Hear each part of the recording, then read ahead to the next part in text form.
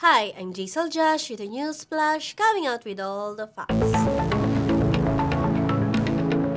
President Donald Trump has pledged to tackle the child abduction crisis in the United States by making sure that pedophiles get fast trial that results in death penalty.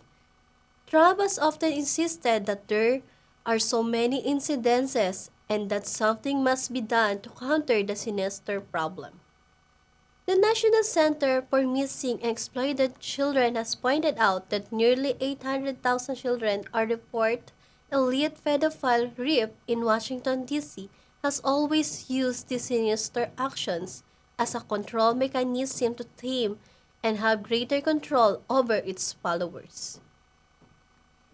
The recent arrest of Jerry Sandusky's son is just the beginning of what Trump intends to do in the near future by rounding up pedophile handlers so that the entire house of cards can be unwrapped.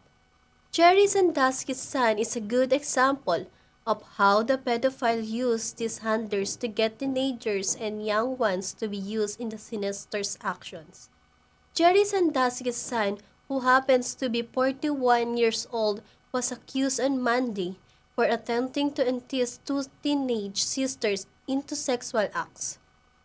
This comes after more than 5 years of his father's arrest on charges that he sexually abused young boy. Jeffrey S. Sandusky is one of the 6 children that were adopted by the former assistant football coach. The Century County prosecutors accused Sandusky of soliciting naked photos from a 16-year-old girl last year and of asking her older sister for oral sex in 2013, who was 15 years back then. Unfortunately, the teens are the daughters of his then girlfriend, with whom he was living with. The Pennsylvania State Police drops the allegation back in November when the father of the younger girl discovered text messages from Sandusky asking his girl for naked photos, after which he alerted the authorities.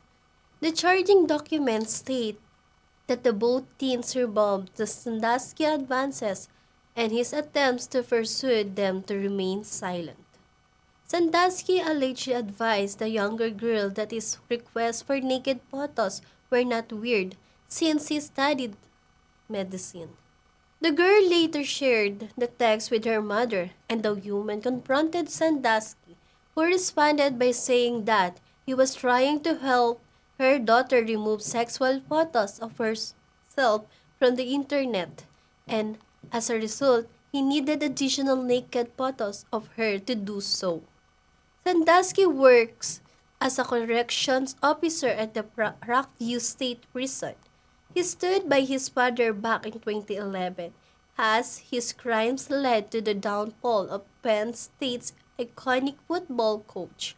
However, after a brief court appearance on Monday in Belle Pointe, Sandusky was jailed on $200,000 bail on charges that include involuntary debate, sexual intercourse, statutory sexual assault, and corruption of minors.